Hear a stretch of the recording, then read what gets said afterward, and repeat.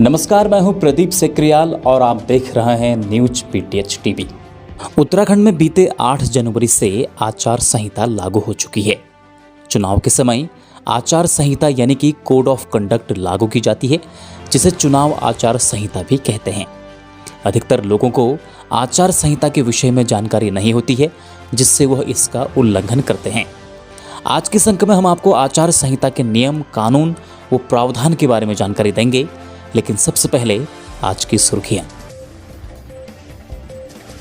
Bathroom में पैर फिसलने से शहीद हुए जम्मू कश्मीर में तैनात कनलीछिना के छड़नदेव गैनाली गांव निवासी हवलदार महेंद्र सिंह धामी का पार्थिव शरीर आज 4 दिन बाद पिथौरागढ़ जाखनी स्थित उनके आवास पहुंचा।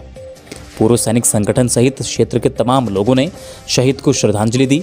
साथ ही पूर्व सैनिक संगठन ने सेना और सरकार से मांग की है कि शहीदों के पार्थिव शरीर को सड़क मार्ग के बजाय हवाई मार्ग से भेजा जाए। जैसा आपने देखा होगा कि शहीद महेंद्र सिंह का पार्थिव शरीर आज 4 दिन बाद पिथौरागढ़ जनपद को पहुंचा है।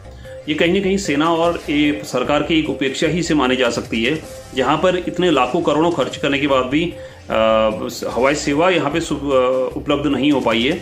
और हम ये चाहते हैं कि सेना और सरकार इस पर संयुक्त कार्रवाई जरूर करे कि इन सीमांत पे क्षेत्र पर जो भी लोग अपनी देश सेवा पर अपनी जान न्यौछावर करते तो उनका जो भी पार्थिव शरीर है यहाँ पर जरूर हवाई मार्ग से पहुंचाया जाए।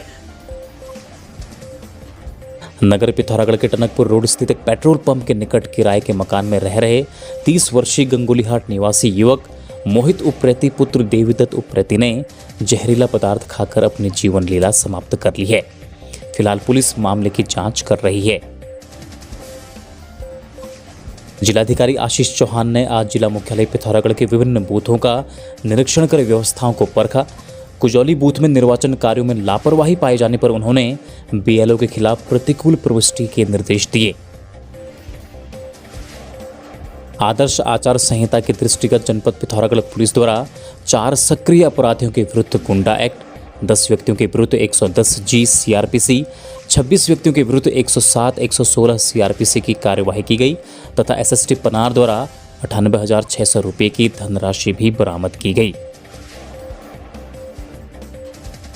जिला मुख्यालय पिथौरागढ़ में आगामी विधानसभा चुनाव को देखते हुए निर्वाचन नियंत्रण कक्ष स्थापित किया गया है। इसके माध्यम से मतदाता, आम जनता के साथ ही राजनीतिक दलों के लोग निर्वाचन संबंधी किसी भी प्रकार की जानकारी आसानी से हासिल कर सकेंगे। जनपद पिथौरागढ़ में विधानसभा सामान्य निर्वाचन को शांतिपूर्ण संपन्न कराने तथा आदर्श आचार संहिता के दृष्टिगत पिथौरागढ़ पुलिस और एसएसबी ने संयुक्त रूप से जाजर देवल क्षेत्र में फ्लैग मार्च किया। गड्ढों से पट्टी बेरीनाग रायागढ़ सड़क में मिट्टी भरकर लीपापोती की जा रही है। गड्ढों में रेत की जगह मिट्टी भरे जाने से क्षेत्रवासियों में गहरा आक्रोश है। क्षेत्रवासियों ने अविलंब इस कार्य पर रोक लगाए जाने की मांग की है। थल के तली गांव में कोविड-19 और आचार संहिता का उल्लंघन कर जनसभा करने वाले 30 से 40 भाजपा कार्यकर्ताओं पर पुलिस ने मुकदमा दर्ज किया है। सभा में मौजूद सभी कार्यकर्ताओं और लोगों का पुलिस पता लगा रही है। उत्तराखंड में कोरोना संक्रमण का ग्राफ थमने का नाम नहीं ले रहा है। आज राज्य में 3,848 नए मरीज मिले और 2 संक्रमितों की मौत हुई। आज देहरादून में 1,362, नैनीताल में 719, हरिद्वार में 641, यूएस नगर में 412, अल्मोड़ा में 128, बागेश्वर में 75, चमोली में 63, चंपावत में 67, पौड़ी में 168, पिथौरागढ़ में 50, रुद्रप्रयाग में 26, टिहरी में 109 और उत्तरकाशी में 28 नए मरीज मिले हैं। भारत में जब भी चुनाव का आयोजन होता है, वहां पर आदर्श आचार संहिता यानी कि मॉडल कोड ऑफ कंडक्ट को लगाया जाता है।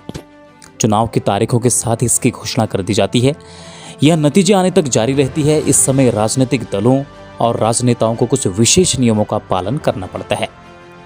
इन व्यापक धारा के लगने से दंगे व झगड़े, जो कि चुनावी माहौल में बहुत ही आम बात है, नियंत्रण में कर लिया जाता है।